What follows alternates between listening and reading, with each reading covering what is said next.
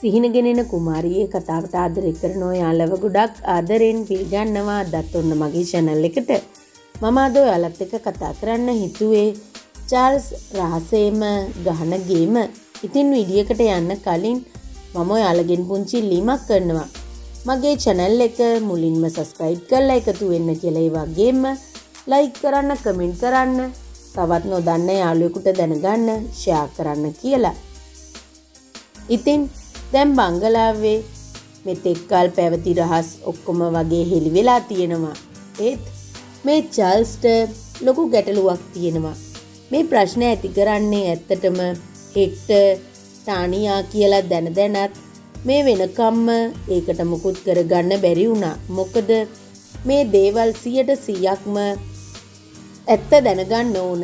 ඒ හින්දා ඉතින් ඇත්තටම මේ දේපල පැවරීම ඒකට ගහපු ගේම් එකක්. ඉතින් ඇත්තටම ටානියා හරි මෝඩයි.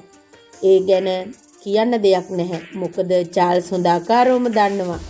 දේපල ගැන කතා කරද්දී මේ අය ඒකට ඇත්තටම කැමැත්ත දැක්ුවේ විවාහය අවශ්‍ය වෙන්නේ මේ දේපල වෙනුවෙන් විතරමයි කියලා විශ්වාස කරපු හින්දා. ඉතින් මේ හින්දා තමයි චාල්ස් හිතුවේ දේපල දුන්නාට පස්සේ මේ ප්‍රශ්න වලින් විසඳුමක් ලැබෙයි කියලා. මොකෝ ටානියාට දේපල කොටසක් ලියලා දුන්නානේ.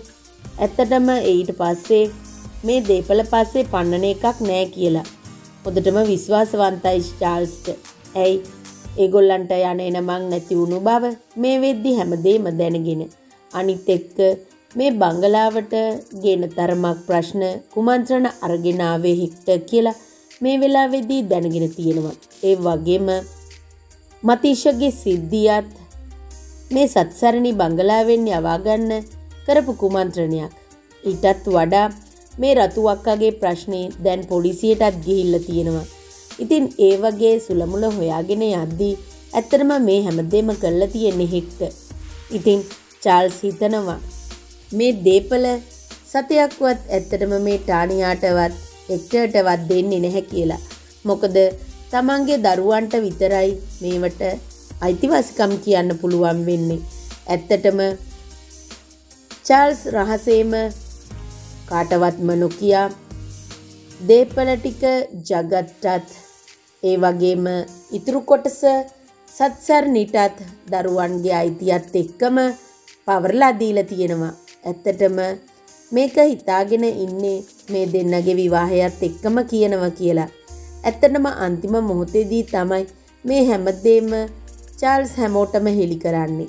අන්තිම වෙනකම්ම මේක රහසක් විදියට තියාගන්න චාල්ස් වග බලා ගන්නවා.